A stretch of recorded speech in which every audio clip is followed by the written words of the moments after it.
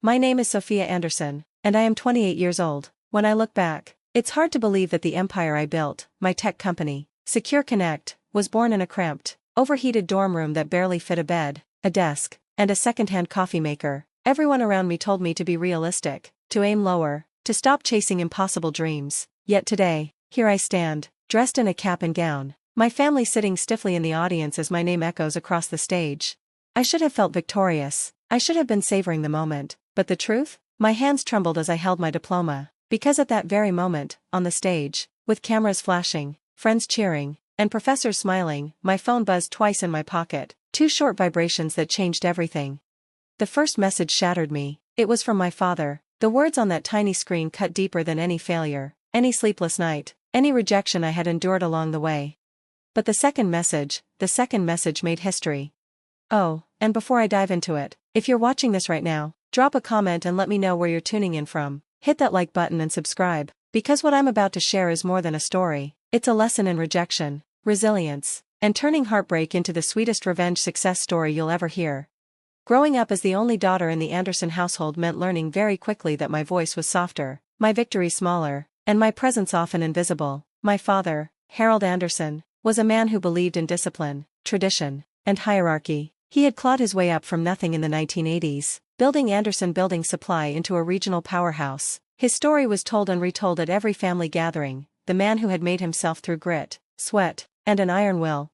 But in his story, there was no room for daughters.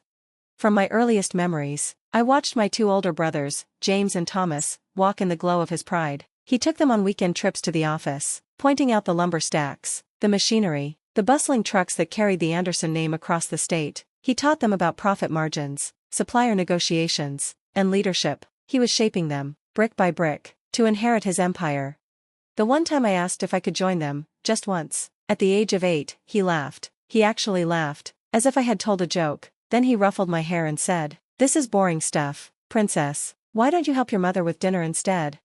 My mother, Elizabeth, was the perfect corporate wife, elegant, soft-spoken, and always standing a step behind my father. At dinner parties, she floated gracefully between guests, offering hors d'oeuvres and polished smiles. In public, she never contradicted him. In private, though, she sometimes leaned close and whispered encouragements when no one else could hear. "I'm proud of you, sweetheart," she would say after I aced a math test or won a school competition. But her words always came with a warning: just don't let your father hear about it.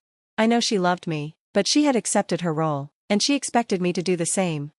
Still, there was something inside me that refused to shrink. Numbers made sense to me in a way people never did. Equations felt like puzzles I could untangle, while computers were like magic boxes I could bend to my will. In 3rd grade, I beat students 2 years older in a state mathematics competition. My father came to the ceremony, stood stiffly in the back, and afterward told me it was cute how much I liked numbers. By high school, I had gone far beyond cute. I had taught myself to code through late nights in front of a flickering monitor, building small programs just to see if I could. One of those experiments turned into a scheduling app that the school ended up using for managing extracurricular activities. For the first time, my work was visible beyond my own bedroom walls. The local newspaper even ran a story about it. My father's reaction? He barely glanced at the article. "Computers are just a phase," he said. "Real business happens face to face." The contrast in how he treated me versus my brothers couldn't have been clearer. On James's 16th birthday, he was handed the keys to a brand new car. On Thomas's 16th, another set of keys, another shiny vehicle parked in the driveway. On my 16th birthday, I got a laptop. Practical, my father said, useful for schoolwork. He didn't know it then, but that practical laptop was the seed. On that machine, with its scratched case and slow processor, I began building the early prototype of what would eventually become Secure Connect, an encrypted communication platform designed to protect businesses from leaks, hacks, and surveillance. When the time came to apply for college, I didn't even tell my father. I knew what he would say. So with the quiet guidance of a supportive counselor, I filled out my application to the Massachusetts Institute of Technology. When the acceptance letter arrived, my mother's eyes filled with tears of joy. My father's eyes hardened. "What are you going to do at MIT?" he scoffed at dinner, his fork clinking against his plate. "Waste 4 years when you could be gaining real experience? Technology is mostly smoke and mirrors. Look at how many startups fail every year." "It's the top engineering school in the country," I replied softly. "Engineering is not for girls, Sophia. he snapped. You'll struggle, get discouraged, and drop out. Then what? I won't drop out, I said, my voice firmer than I felt. Weeks of arguments followed, shouting matches, cold silences, and doors slammed hard enough to rattle frames. Finally, my father relented, but with strings attached. He would pay for my first year, but only if I kept a perfect 4.0 GPA, worked part-time to cover my own expenses, and called home every week to report my progress. 1 year, he said, then we'll see if this tech fantasy of yours is a waste of my money.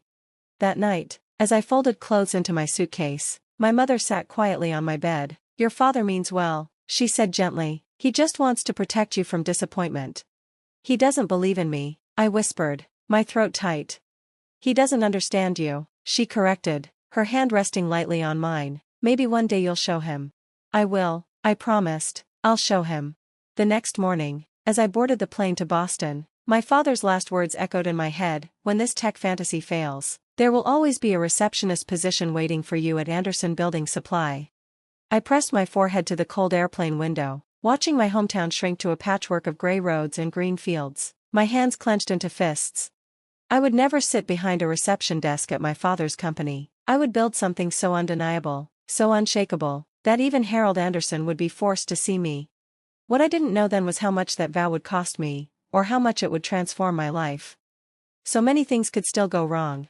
Even in the glow of progress, I never shook the feeling that disaster was always lurking just one misstep away. Growth brought opportunity, but it also magnified risks. Every decision felt like balancing on a wire stretched over a canyon, thrilling, but one wrong move could mean a catastrophic fall. Jennifer, our CFO, was more than just a numbers expert. She was an anchor in the storm. She had lived through multiple economic cycles, raised capital in climates far harsher than ours, and had the calm wisdom that comes only from years of scars and triumphs in the business world. Her voice was steady, pragmatic, and free of illusions, exactly what I needed. You need to raise a proper Series A round, she told me one late night as we combed through dwindling balance sheets in the conference room. Her tone was gentle but firm. We're growing, yes, but growth eats cash. If we don't secure significant capital, this momentum will turn into quicksand. You can't bootstrap your way to the next level anymore.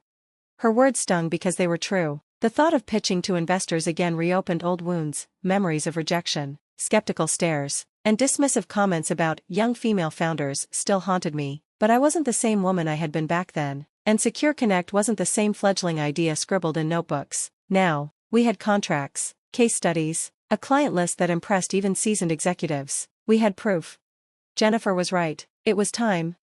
Catherine, from Artemis Ventures, the same Catherine who had once grilled me in an unforgiving boardroom, stepped up to lead our Series A round. This time, she didn't see a naive dreamer. She saw a competitor in the marketplace who had carved out a niche no one else could replicate. Under her guidance, we secured backing from several larger firms. The round closed at $12 million, valuing Secure Connect at $60 million. When the press picked up the story, it spread like wildfire. TechCrunch published a glowing feature, Secure Connect, the female-founded security startup taking enterprise by storm. My face was on their homepage, my story suddenly visible to the world. I forwarded the article to my mother. Hours later, she replied with just 5 words, "So proud of you, honey." Simple, but for me, it was everything. My father, however, remained silent. He didn't text, didn't call, didn't acknowledge the milestone. The silence itself was familiar, but it cut nonetheless. Through my brother James, I eventually learned he had seen the article. He asked if your company was really worth that much. James told me over the phone, or if it was just investor hype. I sighed, feeling the ache in my chest. What did you tell him? I told him to read the article and form his own opinion, James said. Then, after a pause, he added softly, "For what it's worth, Sophia, I think what you're doing is incredible. Tom does too, though you know he'd never say it out loud to Dad." That admission startled me. My brothers and I had drifted apart after college. They had both walked the expected path, joining Anderson Building Supply straight out of school, stepping neatly into the roles my father had paved for them. I often wondered if they thought of me as reckless, rebellious, ungrateful. But hearing James admit that they quietly admired me gave me a flicker of warmth, small, but real. The new funding brought expansion. Offices buzzed with new hires, new departments, and the kind of relentless energy that feeds on itself. But the personal toll was crushing. I hadn't taken a vacation in 3 years. I lived on takeout, half-cold pad thai cartons, forgotten salads, and endless coffee. The one relationship I had tried to nurture collapsed after 6 months. My boyfriend couldn't tolerate being squeezed into a single exhausted evening each week. Jennifer found me one night asleep at my desk, my cheek pressed against spreadsheets lit by the harsh glow of a monitor. She shook her head, pulling the coffee cup from my hand. "You need to delegate more," she said flatly. "This company cannot depend solely on you." "I'm fine," I insisted, though the purple shadows under my eyes betrayed me. "You're not fine, you're burning yourself out, and that helps no one, not you, not the company, not the people who depend on you." She paused, her gaze sharp but compassionate. "You need a leadership team, people you can trust to carry the weight with you." Her words terrified me. Delegating meant releasing control. It meant admitting I wasn't invincible, but deep down, I knew she was right. So, reluctantly, I hired a chief technology officer to manage our engineering, and a chief operating officer to handle daily operations. Letting go felt like tearing away pieces of myself, but slowly, I realized it was the only way to keep building something bigger than me. Success didn't go unnoticed. As Secure Connect rose, competitors circled like sharks. Larger firms began mimicking our model, pouring money into rushed imitations. Recruiters tried to lure away our best engineers with outrageous salaries. Rumors circulated that our encryption wasn't as strong as we claimed, that our systems weren't reliable. "This is a good sign," Catherine said during one of our regular meetings. "If they're trying this hard to take you down, it means you've already won a piece of the market they want." But not all competition was fair. One rival went further, attempting to breach our systems and steal our proprietary code. The irony wasn't lost on me, that a security company was now under attack. But our defenses held. We traced the source, and our legal team sent a cease and desist letter that ended their games. It was a victory, but it also served as a grim reminder: success made you a target.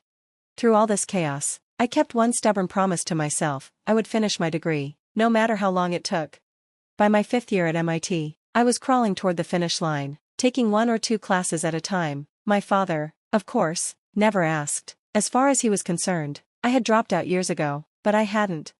That spring, my advisor called me into her office. She glanced at my transcript, then smiled warmly. "You've done it, Sophia. You have enough credits to graduate this May." I blinked, stunned. "Really? Really? And not just graduate, you'll graduate with honors." She leaned forward, lowering her voice slightly. "The commencement committee has even been discussing you." "Me? Why?" "They're considering you as the student commencement speaker. Your story is remarkable. You built a multi-million-dollar company while completing your degree." I laughed nervously, shaking my head. "I'm not sure I even have time to write a speech." "Think about it," she urged. "You could inspire countless students who feel like the odds are stacked against them." That night, I called my mother. "I'm graduating in May," I told her, "with honors." Her joy poured through the phone. "Oh, Sophia, we'll all be there. Your father too." "He doesn't have to come," I said quickly, my chest tightening. "He's your father," she replied firmly. "Of course he'll come." Her tone left no room for argument.